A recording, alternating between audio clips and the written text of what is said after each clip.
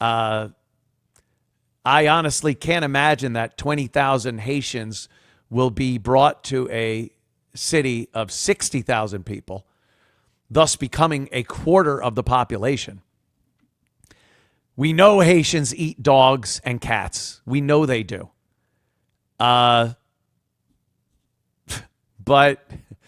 they're not going to do it now because they're in Springfield, Ohio. I can't imagine that. Yeah, there's a video of these fuckers. They're putting cats in a bag. Why would you do this? What are they doing? This is somebody taking a video of these two people putting a cat in a bag.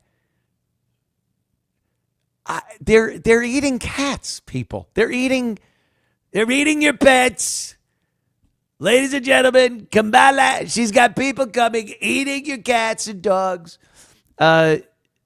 It's insane to think it's not happening. I'm not going to sit there and wait for the police commissioner of Springfield, Ohio, to come forward and go, well, we finally have a report of a eaten cat, and we have a guilty party, and we have the victim, and that's not how shit works. Yeah. That's not how that shit works. They eat animals. They eat what would be considered domestic animals here in America. They eat them down in Haiti. They gather them up and just eat them. So I can't imagine that they're not doing that here. What do you think? What do you think they're eating then? Because let me tell you what the choices are down in Haiti. And this I always thought was kind of a gag. I thought this was fake. If Donald Trump would have gotten on at the debate and said, Haitians eat dirt, they would have freaked out. But this is a documentary, a little piece actually, on the fact that Haitians eat dirt. Watch and listen to this. It's insane. It seemed to enjoy them, at least when our camera was around. But these patties, known as bonbon terres by the Haitians who eat them, are a grim reminder of just how poor this Caribbean nation is. They aren't sweet, they're hard to swallow, and add almost nothing in terms of nutrition, because the cookies are actually made of dirt.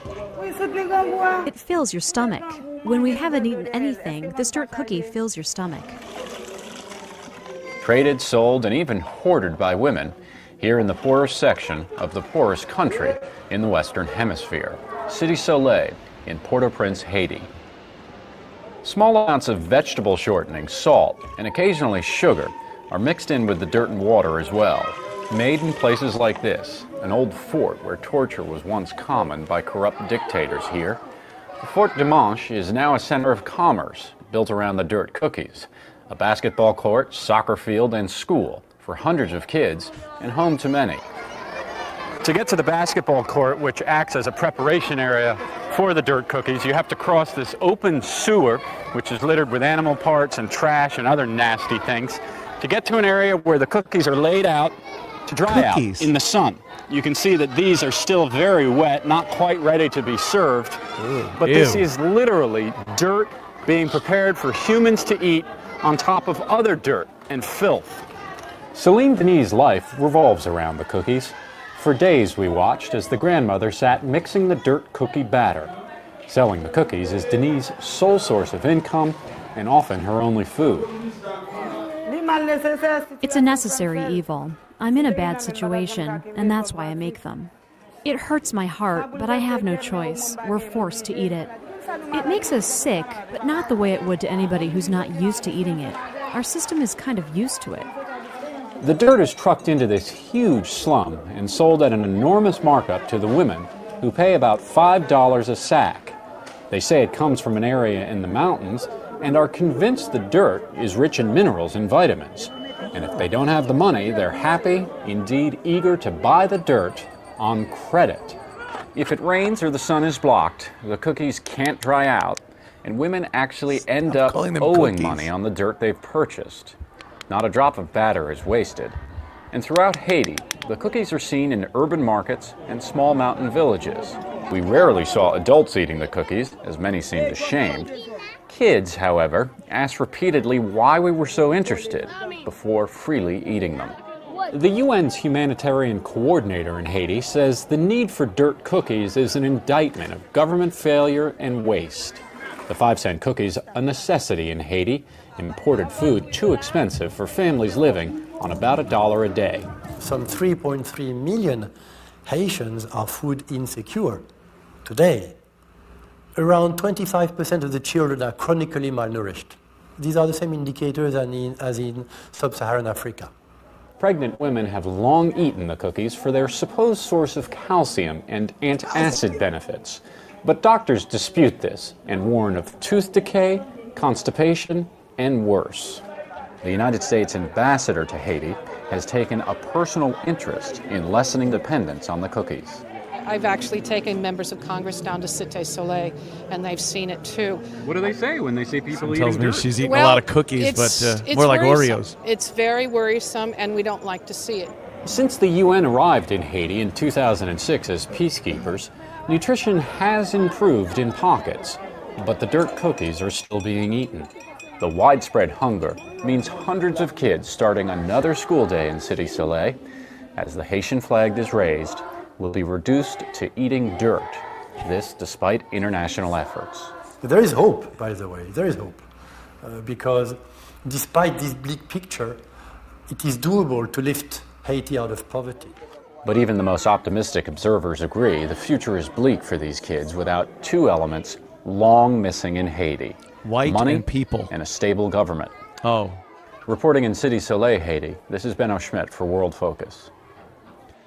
And this story was done, I believe, before the insanity that, like, they have no government there now with all the warlords and all the nonsense that goes on down there. This was even before all that, so it's even worse now. Even worse. They're eating dirt, and some people would have you believe that bringing them here, they don't send them to fucking America school first. They are lifting these people that you just saw eating dirt, lifting them up and plopping them into a city near you. And we're supposed to believe that they're not looking at a cat like a gourmet meal? They eat dirt. And now you got them here in America in these towns where the food delivers itself if it walks up to you. And we're not supposed to believe it. It's racist to say, to even speculate that they might be eating your pets. That's crazy, racist, everything. Dirt. That's what a 67 IQ looks like, by the way. That is a 67 IQ solution. We're starving. What do we eat? Dirt. And then look at some of the details here. Think about this. They can't even get their own dirt. They have to ship in dirt to eat. You're standing on dirt. And how about this? Instead of eating the dirt, put all your dirt together and plant some shit in it. Shit grows in dirt. That's what it's made for. That's what God made it for. To put some seeds in and have it sprout some shit that you could eat. It's one step more. You got the dirt. Now you got vegetables. 68 IQ. That's what a solution is. We're so hungry and all that's around is dirt. Let's eat the dirt instead of, utilizing the dirt for what the rest of the world has used it for millennia. Eating. Farming. The dirt is supposedly from the mountains and it's high in nutritious. Then it's good dirt for planting shit in.